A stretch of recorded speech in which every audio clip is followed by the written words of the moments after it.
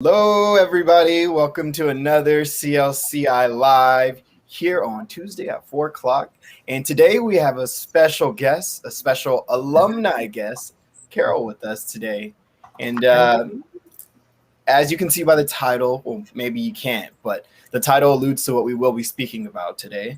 Stop pleasing and start coaching.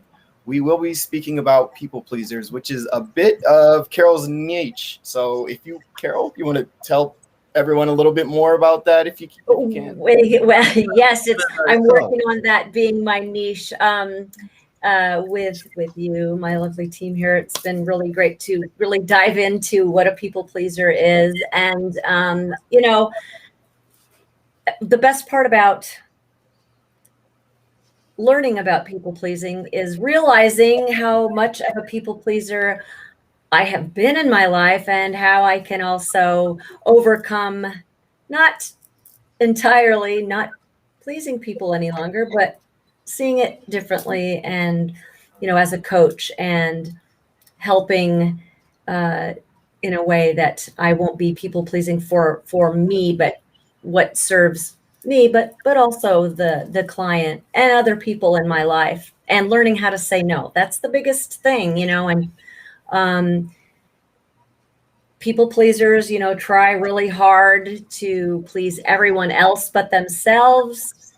And sometimes we feel like we're left out after we're done pleasing the person that we wanted to please with, showering them with gifts or doing everything for them, if you're somebody at work or whatever, and that you take on all the tasks, for example. And we exhaust ourselves doing that. And it's been really enlightening to learn all about the people pleaser and how to learn to kind of reshape what that looks like, and taking care of yourself at the same time, or even before you end up taking care of someone else.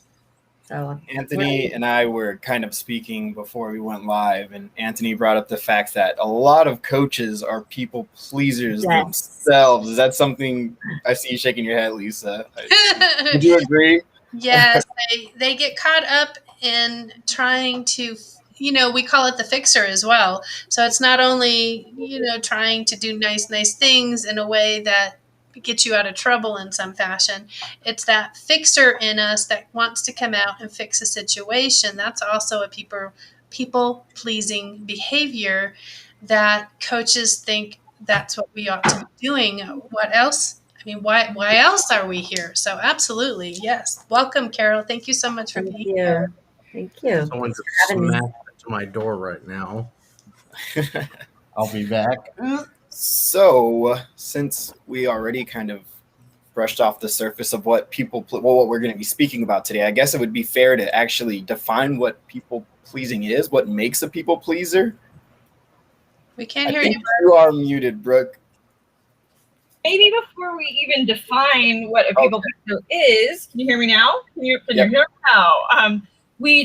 Let's list some of the traits of a people pleaser. Maybe. Oh yeah. Carol mentioned a few. I know one of them that actually I was surprised to hear. I didn't exactly associate it with a people pleaser. Was it was the sense of. I'm trying to figure out the exact way to word it. Essentially, feeling that resentment at the end of the day, like that hard, like at the end of the day, I feel like I have done everything for everybody else, and I am resentful because of it, and I'm frustrated. So, it is common. Of course, I associate it, but not the first thing that comes to mind to me with people pleasing. Exactly. So, it looks like Anthony got a package. Yes, well, this is also an unboxing video. Oh, sweet. Okay. And hi, Mike James. How are you? But what other traits are there of people pleasers? So I just read this example that when we go to pick things up for others and it's incorrect, we always seem to apologize for the incorrectness, even though it wasn't our fault. This is, Exactly. yeah. What's funny is I had, when I was with Cedar Fair, and we had a new GM come in essentially, and he banished apologizing. Like we had to repaint and like remake signs that said, "Sorry, the state, you know, our shows aren't going on," or "Sorry, the floors are wet." He was like, "We cannot. No, we're not apologizing. This is part of running our business. This is what happened. We're not saying sorry for it. We're not apologizing." And it was kind of actually an enlightening attitude in many ways, because by apologizing, you're admitting fault or guilt when you may not be at fault, or it might just be something that has to happen, right? But by saying sorry, we're accepting blame, but there may not be blame to be doled out, right? Avoiding If confrontation. you want to avoid blame, just never say sorry. Yeah. That's actually something I learned very early on working. I was like doing apprentice plumbing. Just don't ever say sorry for everything. Just say this is how it is and move on. And maybe say how it will be fixed as well, but don't ever say sorry. So when is it appropriate to say sorry? Never. Don't ever do it. Don't ever say sorry. Apologizing is right out. Guys. When is it appropriate to say Well, sorry? I think if I have misstepped, I'm going to apologize, but I'm not going to. I don't usually just say, "Oh, sorry," and then go on with it. I will tell the story of, you know, what I'm apologizing for, not just the "I'm sorry." You know, that a lot of, as a couples coach, a lot of couples will get irritated with each other using those. "Oh, I'm sorry." Well, what are you sorry for? That's the question. So the maddening thing is people who apologize but don't follow up with action, right? Like I'm just going to apologize lightly, but I'm not going to change my behavior. And at some point that becomes so frustrating, almost like insulting. Like you keep apologizing, but you're not doing anything differently. Like, well, that's because I'm just trying to please you in the moment, yes. right? And I haven't actually taken responsibility if that is a place that I needed to take responsibility. But usually if I don't follow it up, it's a place where I don't think I'm really responsible, but I'm trying to get out of trouble here. And so if I'm trying to get out of trouble, that's that people pleaser perspective. And that brings another aspect of a people pleaser is that I want everybody to like me. Like the idea of somebody not liking me drives me mad. And that's exactly, yeah, that, and agreeing with somebody is a trait that they have. You know, you agree with everything somebody says because you don't want them to be disappointed in you. Saying you're sorry for everything, all of those things, eventually, you know, you speak those words and you convince your brain that you're not worthy, that you're a mess, that you're not liked. You're saying that where you're creating your own chaos, and you become, that's the, you know, the victim. You become that victim, and then it just perpetuates, you know, and disappointing others. That's the big thing too, is by, you know, just because you want to agree with somebody doesn't mean that you believe in what they believe in, but it's just easier because you want to avoid that confrontation, and it puts you in a trap. What is it that's so scary about confrontation to a people pleaser? I think because sometimes people don't know what the confrontation is going to evolve to. You know, they're afraid of the consequence of the possibility of losing that relationship or their job or whatever it is they have that they would like to remain in. And if they don't agree, you know, there might be a big blowout, and that's the end of it. You know, you're fired, or we're breaking up, or whatever. Mike James says, yes, you're truly convinced that you can get outside of the pattern. Always pleasing, never please. Oh, I like that's a great way. Always pleasing, never please. Because that's true. There is this sort of this sense of resentment and why me that goes on in this space a little bit. And that's that victim thought. Great way of putting that, Mike. Yeah, I mean, all of this as we're going through it is not just something that gets instantly happens and born. It's usually something that's happened to us, whether it was trauma, how we grew up, all of that psychology side of things. It's what we experience the world and how it taught us. And so it becomes important to be able to identify, which is what we're talking about now. But now, what do we do about it? What do we do about that people pleasing, whether we, the coach, think we need to fix things or fall into any of these categories? Carol, how have you helped your clients? I'll just ask the questions, generate a conversation that leads them to kind of thinking inwardly. If I say something, for example, to where a client might say, I agree, or if I ask them a yes or no question, Can we do it? Let's do a sample. Okay, let's see if I can do that. You do, Anthony. Bye, Anthony. Yeah, where did he just disappeared? He does not want to be part of this. Run away. So I would just say, if I'll play a people pleaser, and so how would we recognize this in the client? And I think the client would be saying things like, "Oh, well, I can't do that. So and so wouldn't like that," or well, what kind of examples are things that clients might say to indicate that they're in a people pleasing kind of space?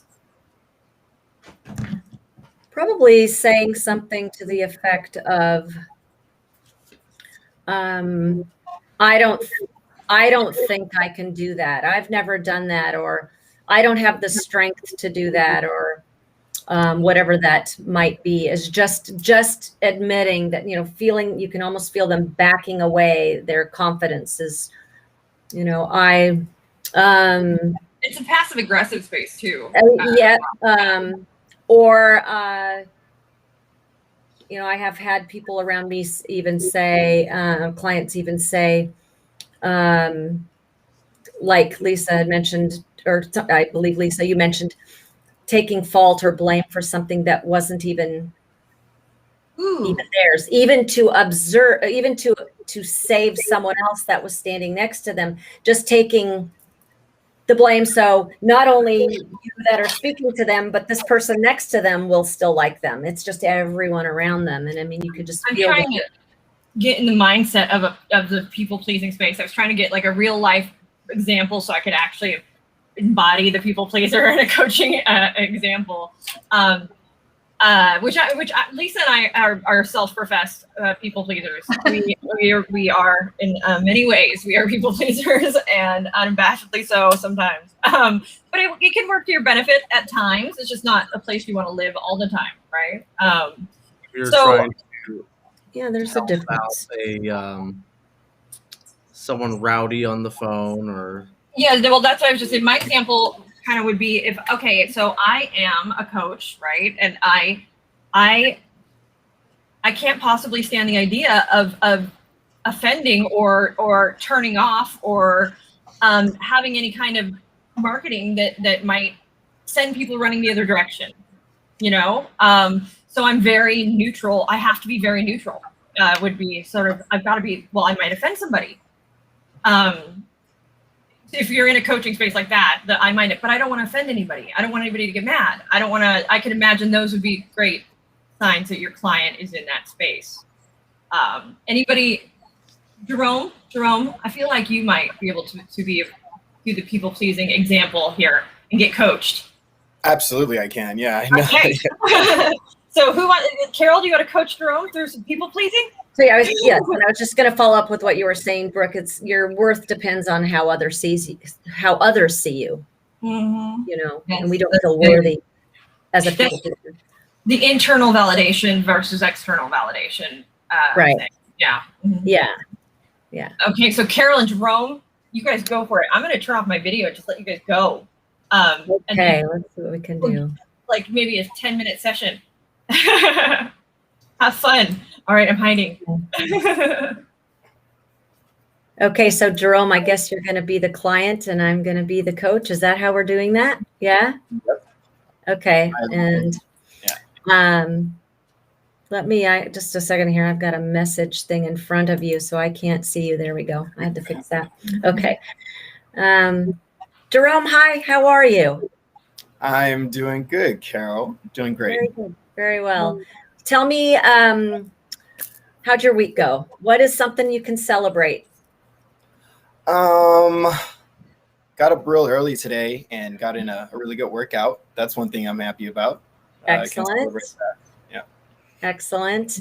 What does that look like working out? Do you complete a whole circuit of things, or are you focusing on one thing at a time? Or Yep, it's really, it was just, I got to fit a whole lot in about an hour's worth of time, which is, it's hard to come by sometimes now, an hour. So I Right. got to do that and felt good now. I feel good. It's still running through my veins, the workout itself. So I feel good. Excellent. Good, good, good. What might have come up for you that you wanted to bring up today at the session? So I actually got into an argument with a friend of mine a couple weeks ago, and I wouldn't even really call it an argument because I didn't really argue. Instead, I really just kind of stayed away from anything that might have turned hostile when this friend of mine was absolutely in the fault rather than, well, I believe so. I believe they were at fault rather than I was, at fault. Okay. And you were speaking with this friend, and what did that look like at the beginning of the conversation? How were both of you at the beginning? So this friend, of course, it's over money. It's always money, isn't it? So it was me who actually went ahead and I loaned a friend money. That friend of mine, well, it was a bit of a prolonged interaction. It didn't happen all at once, so that happened to kind of preface it. And then I went, and a couple days went by, and I figured, hey, I covered you. You mind anteing up now? Maybe potentially, give me my money if you can at the moment. And this friend of mine didn't respond at all. And in this moment, I would like to press the issue a bit more, but I just don't have it in me to do so. And why would that be? What are some things that you feel might be coming up for you in that are in front of you that would keep you from pressing that? Diminishing the friendship, maybe coming off as altering my or his perception of who I am. I'm always laid back, relaxed, no worries. Jerome's okay with it. It's fine. So altering that perception of me, I think is something that's holding me back as well. Okay. So I hear you're saying you might find that you'd alter that friendship if you spoke up and asked for your money. Yeah. And that you just didn't want to rock the boat. Is that kind of? Yeah, he's a good friend of mine. He's a good friend. So I don't necessarily, there's a saying that I probably abide by too much is, what is it? Along the lines of, either you lose your money or you lose your friends, something like that. Okay. So yeah. I'm on the lose your money end of the spectrum, but I'm also at a point in time in my life where, this is something that I probably should work on, and I do want to work on. And I just, I kind of, again, I try and prevent altercation because I'm trying to preserve that friendship and also preserve that perception of who I am, and who people have known me to be in the past. When it necessarily isn't who I am now, because I like to think that I grow every day, and again, something that I'm working on. So I see that you acknowledge that. A little bit before, you had mentioned that you said this is a good time for you to start. Not in those words, but you had mentioned this is a good time for you to start. You're at the time in your life now where you should start this. Has this been something that you've been avoiding most of your life? Presenting what you want to say to friends or people in front of you?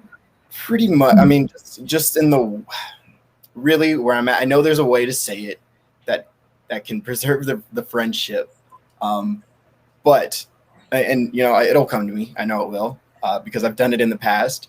But sometimes, again, this is something I'm trying to work on. Really, it's not like it's an astronomical amount of money or anything like that. It's really just, I'm just want to present myself as someone with respect in this friendship. It should be a two-way street. It shouldn't really always lean on me to be that respectful person in the scenario. It should always be, again, on both ends of the street. What if you said that exactly to your friend? Yeah. That would probably, you probably gave me the right answer, or not the right answer, but yeah, the right answer, or I guess the right dialogue to give to my friend at this moment. Yeah, that's probably perfect. A sincere, non-confrontational sounding way to present your feelings, showing you value your friendship. And I wonder when we overthink, how we're going to say something, we sometimes feel we project too much force or too much thought into it, when sometimes, as I just heard you explain, it sounded very non-confrontational.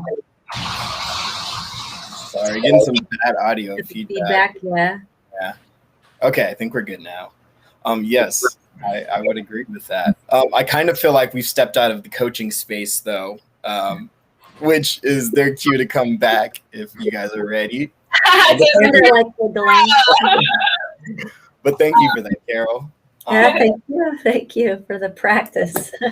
Well, Brooke mentioned such a simple solution. Really, it usually is, but there's all these, I don't know, just imaginary outcomes that sometimes we put in our heads that aren't necessarily going to be the end game for whatever you do choose to do in that scenario. Bringing that up, it's a tool I've used with several clients before. Is sort of there's actually a bunch of ways you can do it. You can do mind map it or whatever, where you can sort of imagine the worst outcomes. Like what is it? So let's walk through it. Tell me what the worst outcome is. Okay. Yeah. Let's talk through it. Let's how would you handle that? And sometimes that visualization of the fact that they could handle the worst possible outcome they can imagine will give them the courage to do the things that they're most scared to do in a lot of ways. Lisa, thoughts? Yes, I often have to operate that. I go through the litany of the worst things that can happen, and then I get to that blind leap of faith where I just have to do it and not even think about. I mean, I've put so much effort and time in thinking about all the possibilities, and when I'm ready to go, I need to just get there, make the leap, and not look and worry about the consequences in that moment. Just kind of do it. I find most of the time, like, I can imagine the worst, like, possible things, and it's typically not that bad, although I've had it get worse too. That's real helpful. Nicely done, Brooke. But honestly, we are resilient, and we will get through it. There's so much fear around things that I mean, we shouldn't be afraid to be afraid, and to just do things and ask for what we want. Well, and that's kind of what I got when Jerome, I was actually going to, I know we shouldn't, and I shouldn't even say shouldn't, right? As coaches, but I mean, I can't remember what it's called. You guys will have to help me out when you start to think about what you're going to talk about next. But it did come into my mind. Oh, ask him what you said is what would be the worst possible outcome. But Jerome, you had said something that, you just completed that sentence of how you feel. And then I asked you, that just changed my direction. And then I asked you, what if you just said that? But that's the thing. Sometimes in that calm conversation that you seemed so calm and assured that what you were saying about how you felt and how you felt about the friend without being confrontational, it was so nice the way you said it. That's why I thought, say that, but sometimes that I wonder too, if a conversation like that, and it makes it easier to kind of bridge over to really starting the conversation on the right foot, as they say. But because we don't know if we start off on the right foot or not, that's what we're afraid of. So not overthinking it and just going into it sometimes is the best way. But yeah, it's audio is annoying me. Sorry. Okay, here we go. I think really it's the fear of worst case scenario actually coming to fruition. That's debilitating to the point where sometimes you don't want to touch that. You just kind of want to stay away from whatever that is, from even working on that particular subject that you are kind of in a rough space with. At least for me, that's how it can be sometimes. So let's talk about that, Jerome. What's the worst possible? Yeah. In that scenario, you lose a friend. You lose a good friend. Okay. So tell me more about what that means. That means well, at least to me, you no longer have someone that you can kind of just be yourself around completely. A long-term friend, which is rare to come by the older you get. How in this situation, how would you imagine that coming to that point? It wouldn't, not in this situation, not at all. Yeah, I mean, I guess it could. If something unexpected were thrown in there out of random, say, for example, my friend is just really upset about me asking for, what I lended, and he says, you know what? No, I don't like that you asked me that, and I don't want to be your friend anymore. I don't. Again, that's silly, but that would be the absolute worst case scenario, which would be extremely random, and I'm sure probably more on his end than mine. So, if that's the worst case scenario, how many other scenarios can you think of that are not the worst? That are not the worst? Yeah. Well, there's one that I just formulated with Carol, which is the end game for that is, hey, hopefully I gain some respect and I gain what I lended back as well. And so is that the best case scenario?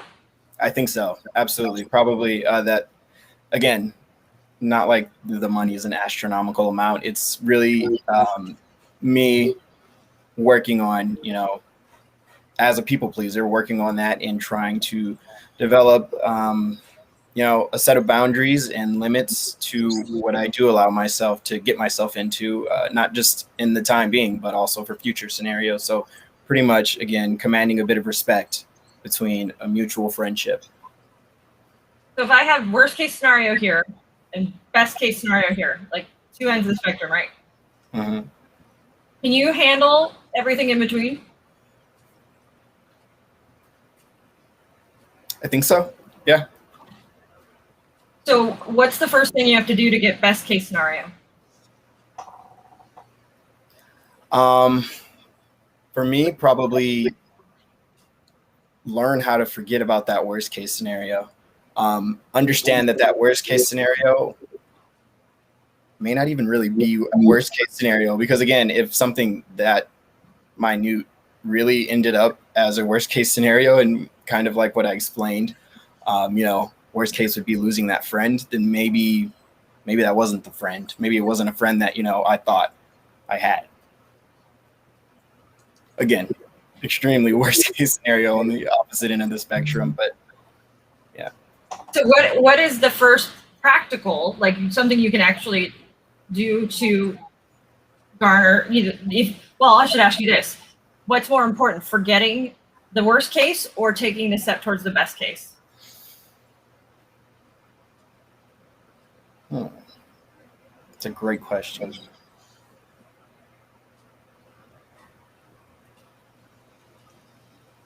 Probably moving towards the best case scenario. Because if I go backwards, well, that to me seems going backwards is forgetting the worst case scenario and then still proceeding to do what I'm setting out to do. That seems a lot more time consuming and energy sucking than just moving towards what the best case scenario is. So what's the first step to move towards the best case?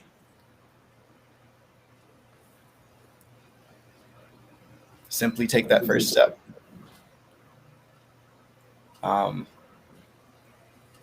Yeah, simply take that first step. And the first step is? Reach out. As your friend,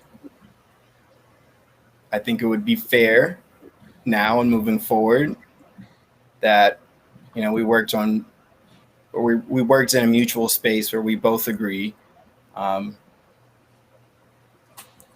there's similar amounts of respect in this relationship to the point where I shouldn't have to haggle you for something that you already mentioned. You would inevitably, you said that you would get me back on, So one more question. When are you going to do that? After we get off. Okay. Handle. Next thing. No, I'm just kidding. Thank you for that. But from being on the receiving end of that, how is that for you?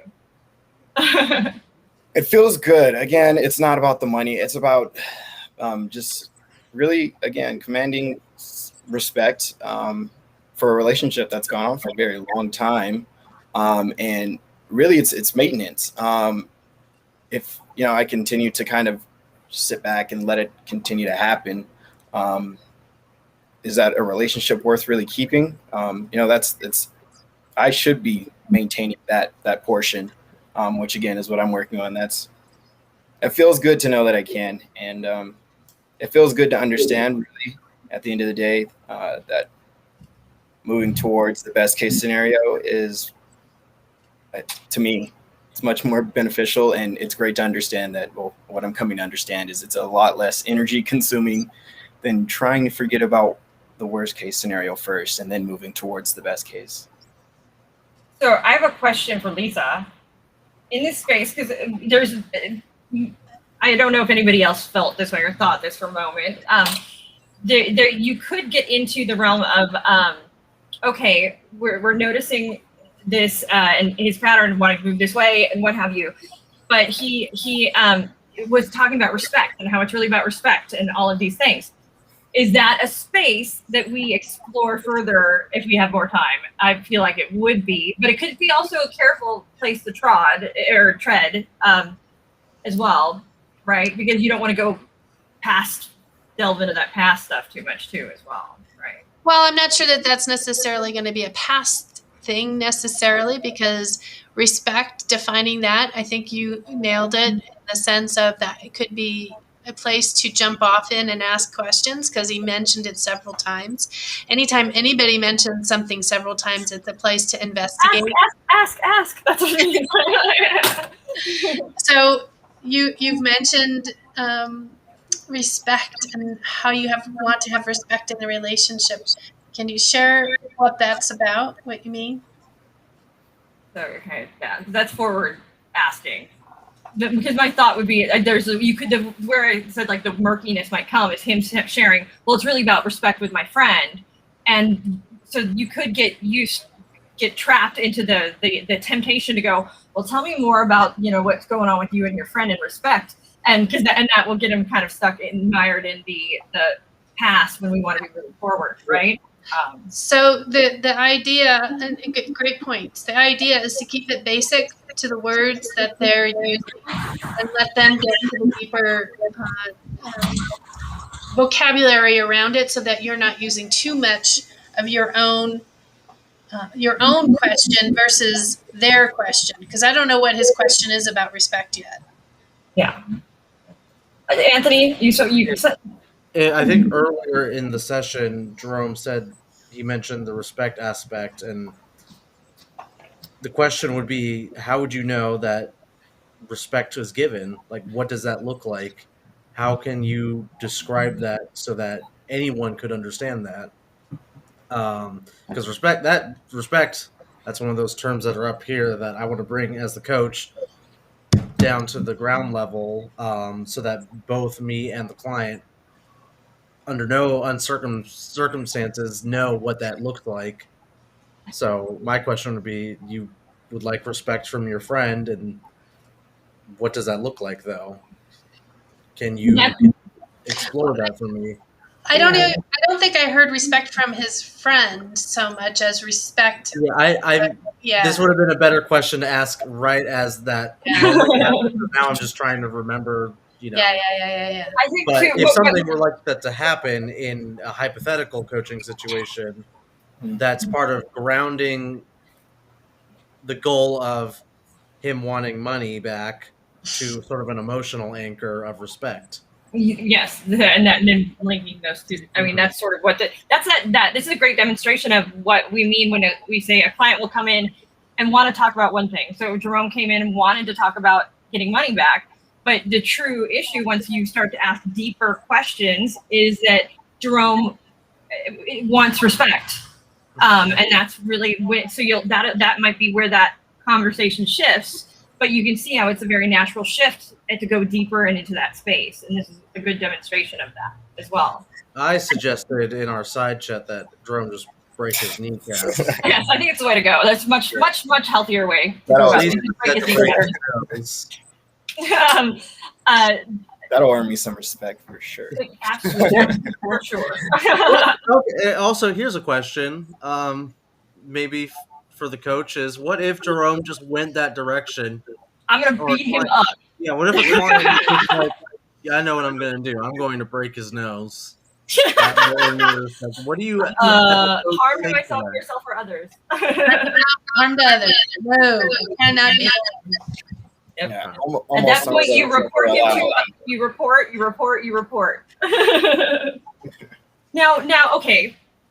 Play this out for a moment. Not at all Jerome's modus operandi, but so if, let's say we have a client just say, yeah, I just really want to beat him up, like something like that. Yeah, vague terms. That's not. Do you keep asking in that space, or do you like? Well, tell me more about that beating up. Well, I just picture myself like. Or you just end it right there. How would you handle that? I'm curious. Mike says the chat. Nobody's speaking up. Nobody on this panel is speaking up to this question. They're all like, I don't know how I'd handle it. So, I mean, it is going to be a question that, share more about that. What do you mean? Well, I'm just kidding, is what you're going to get for the most part. And I need to follow through and make sure this is a kidding moment, because you can tell when someone's serious and when someone's kidding for the most part. Then do you take that risk though? Like, do you take, because what if for this one time, I mean, I don't know that I would take the liability there. I think I would report regardless. Yeah. Right. That's what I was going to go with. Right. Do you take a step, because in terms of legality, if somebody's like being very specific, that counts as criminal threats. If they're being general, just like, I'm just going to rough them up, You can also just ask them. So you're saying that you want to rough them up. Tell me how that's going to serve you, or how's that going to serve your friend? And then get them to elaborate on that more, because most of the time they'll say, well, not really rough them up, and then get them to really just, sometimes they say that in frustration, but ask them how that's going to serve them. Just keep. Maybe it's something a rapport you already have with your client, where these are just terms the client uses. This is just in their vernacular. Like they're not actually violent. They just like to talk about violence. But something in me says refer them to anger management. Like, dude, Depending on, yeah. we're starting to move into DSM-5. Like, everything starts to red alert for me in this phase. Just for my own and anybody else's protection, for that matter. Would this be a good in between, though, to just sort of take a This step? is like the total opposite of people pleasing, by the way. Well, I'm just gonna beat him up. well, here's the thing, though. People pleasers tend to. They can snap. Yeah, they can snap. And, they could snap. But my question is, though, would it be a good idea just to have that intermediary step between just reporting someone and stepping outside of the coaching session and being like, hey, I know we're partnered together, but we're working towards solutions that aren't damaging to you or other people in that sort of way. So if we could steer towards those kind of solutions that aren't like that, we could continue partnering with each other. Yeah, can you be like, earnest? That's not okay. Like, that's not okay. We're not beating anybody up here. Like that's kind of my gut. Mike Depends on the rapport. What? Mike put a thing, put that one from Mike, because I think that one's a good response. Yeah. Hey, it rhymes too. Mike, you're a poet. Amazing. Carol, what were you saying? I was saying that it depends on the report of the, with that relationship that you have with the client. If it's, someone you really know that you can get to that point what Brooke was talking about, and hey, we're not going to beat anybody up, but if they really do seem angry, rather than get into that anger, because that's outside of your coaching realm, then yes, let them know if you can refer them, that you can refer them out and do just that, and report it if you have to. It's a thing.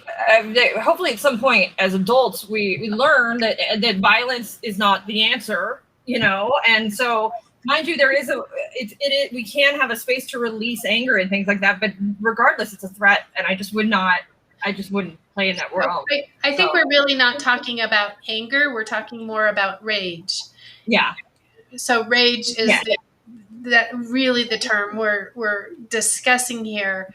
And someone who is an enraged kind of person, I would not coach. Mm-hmm. They're not really potentially coachable at this moment until they seek the proper help.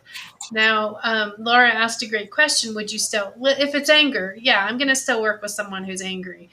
But if it's a rage, that's not, that's all kinds of chemistry going on there. That's not a place that you can even operate in.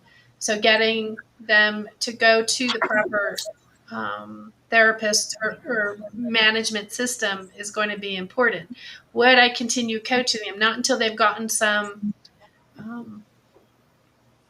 skills under their belt, and then we can then probably pick up from there. It's going to depend. Yeah, I have a devil's advocate kind of situation here. Yeah. So what if I'm a client and I go, well, I've just been I'm never going to act on these things. This is never going to go anywhere. But I've been having this recurring thought image in my head, and I just need to tell somebody about it. I feel like I just need to get it out. But it's never going to go anywhere. It's never going to go beyond the space. And the client is predicating the situation with this kind of information. But I just feel like I need to talk to somebody and just get it off get this image out so it stops repeating in my head. And then you ask, what is that? Well, I'm just beating the crap out of somebody. I'm just, but it's not a threat. It's just, in that situation, I don't feel like it's a threat for some reason. It could be. I think every situation's going to be different.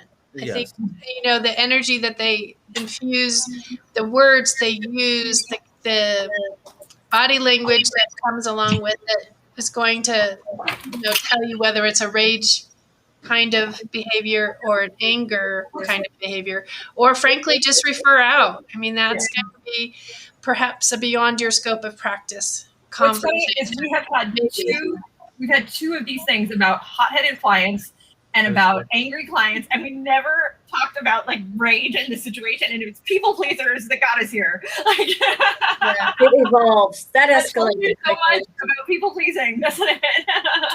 How it can just make people crazy after a while. It absolutely can. So And that's the thing. I think, I find that saying something like for pleasing, instead of people that can't say no, there's other ways to say no without saying no, like saying I don't instead of I can't. I don't is a little more powerful than I can't. or I depending- won't. I won't. Yep. I'm not. I won't. I Not. don't. That's not. Much more powerful than I can't. And Standing in that power can be standing in the power of no. It can be it can be addicting. Once you start. If you think about the ways that you can't have not been able to say no to people sometimes, I had read somewhere too, and it helped me in my coaching. I don't know if it was a book, whatever, but if you take stock, it said taking stock of situations that you can't say no. It helps you to recognize when something comes up again, when certain situations like that come up again, and it gives you a little bit of time. You hold space for yourself, so you don't beat yourself up. Speaking of beating up, and just taking stock of those times you say no, and that way you recognize better when a situation comes up where you thought you might say no, but now maybe you can answer differently. Or well, that brings up a whole other piece to people pleasing, though, because people pleasers notoriously do not make time for themselves, and notoriously. Right, that's what I'm saying. You need to. So, but yeah, you have to back up, and that's what is the step one of breaking a people pleasing pattern? Like, what is a practical step one? What can I do today to stop pleasing? Well, it's just saying no is giving yourself that break. Just saying it. It's easy for me to say that, but. Anybody? This. Yeah. So sometimes I was going to ask if this was in the coaching space or like as a general tip to people pleasers out there. I think either one. Either space. Yeah. So one of the things that I'll do ask for me, I want to know what I can do, Brooke Adair Walters can do today to stop pleasing people. One of the things that I will do in a session is help them find their identification to what this is. This is the people pleasing portion. And then if they didn't have this piece, we could put this up on that invisible wall shelf, put it there. What's going to replace it if we're no longer people pleasing? So it gets them to define and like Mike said, set boundaries on who they want to be in the particular situation. As they grow with that and test to see if that works for them, then the boundaries can increase and they can oftentimes blossom in other directions and build upon concept. But you have to know what is going to go in. If you remove that, what's going to go in that replacement? People punching. I'm going to go from people. Let's go. Put up your dude. But that's very important. But I think it all comes down, at least for me, self-awareness. That awareness piece is huge because you're gonna being able to recognize, oh wait, that was a people-pleasing moment. Okay, I'm gonna do it differently. I'm gonna say no next time. But it's about taking that conscious beat of going, okay, I am gonna notice when I do this, and maybe it's picking one thing and that that is a people-pleasing behavior, and saying, okay, I'm gonna notice when I do this now and try to curb that, and you can sort of take it bit by bit that way. I would think.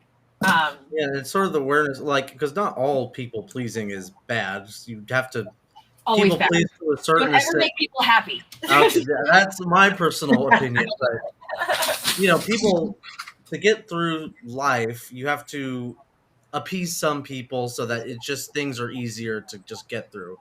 But at a certain point, you should have an awareness and take stock of throughout your day. Okay, was this moment a moment that I allow to be a people pleaser moment, or did it happen by instinct?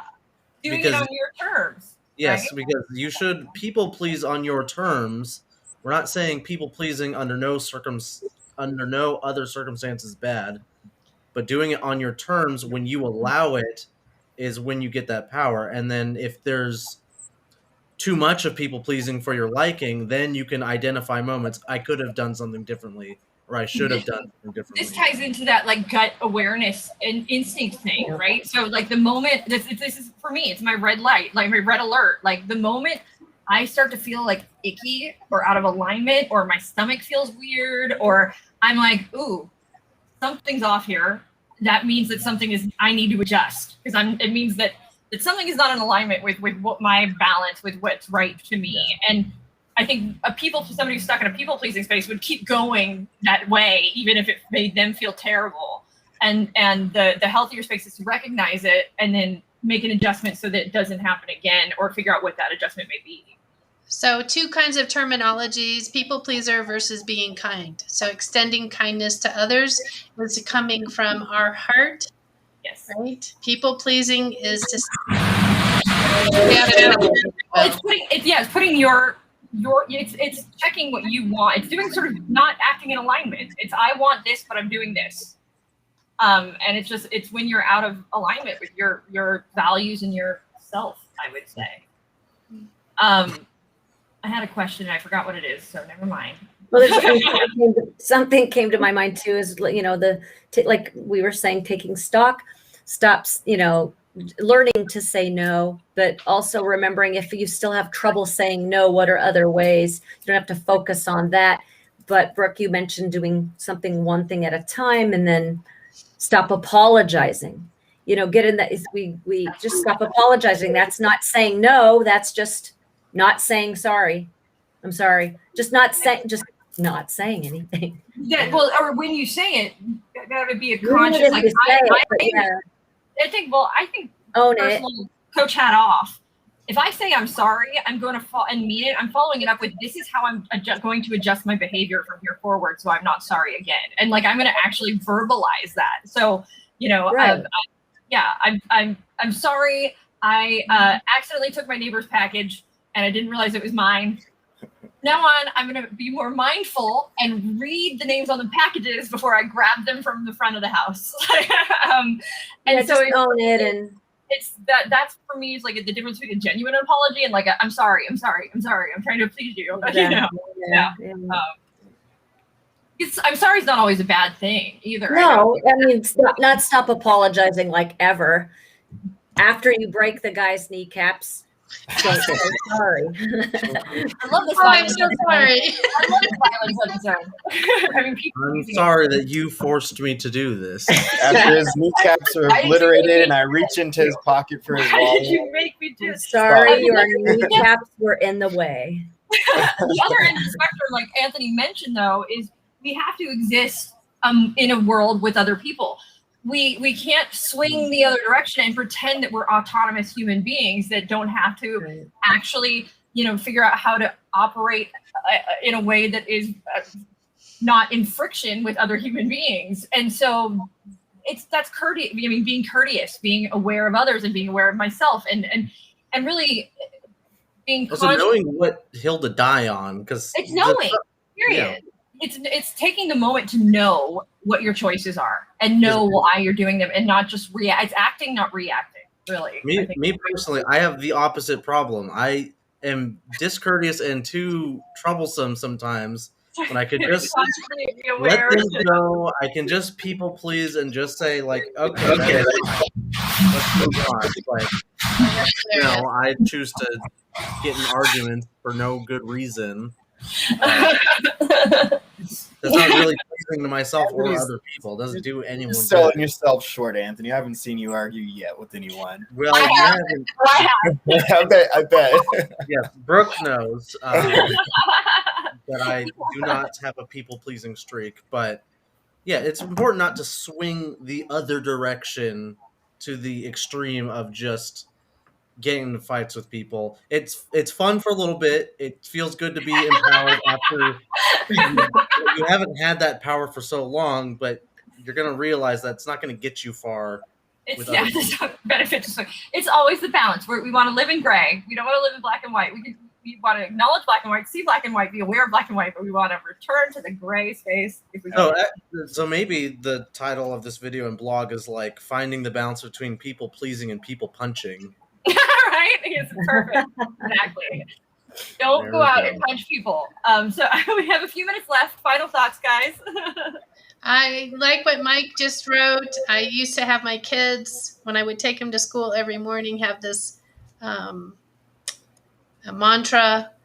And the end of the mantra was always, and especially to ourselves, be kind to ourselves, especially ourselves. Be kind to everyone and especially ourselves. I don't remember the whole thing. It was a whole thing.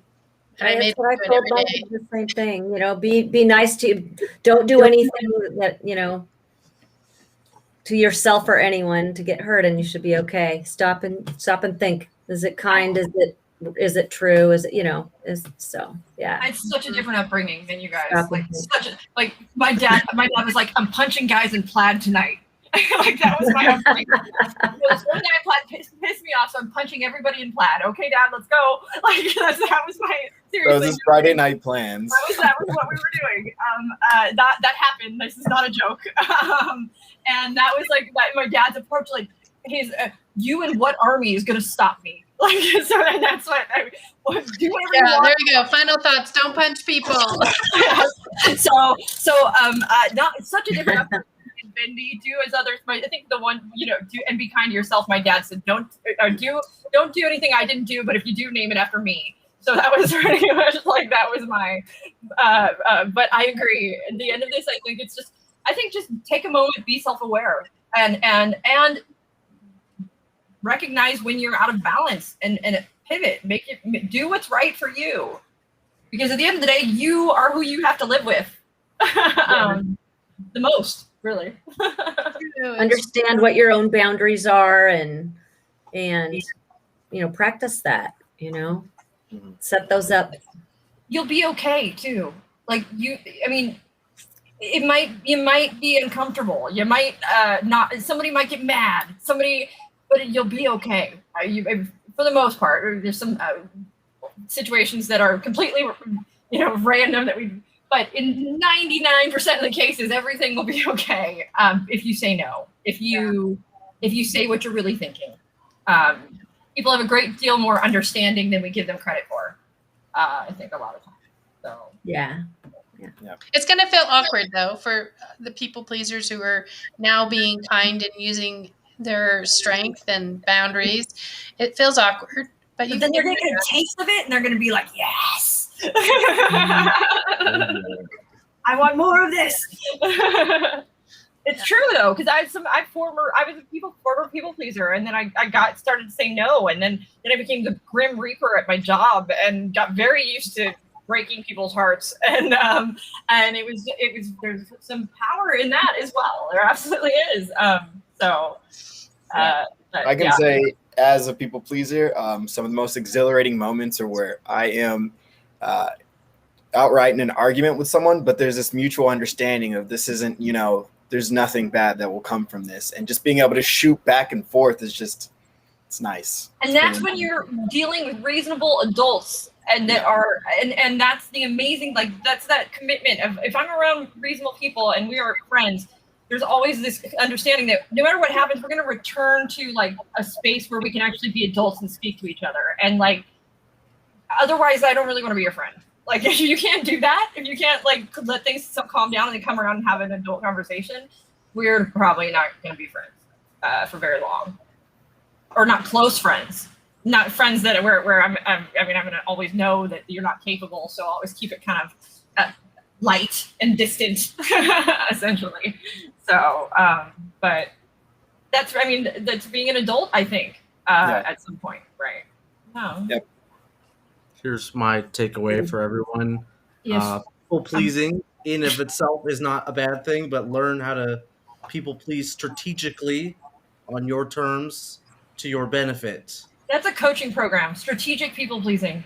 I copyright that. That's mine. No one else can do it.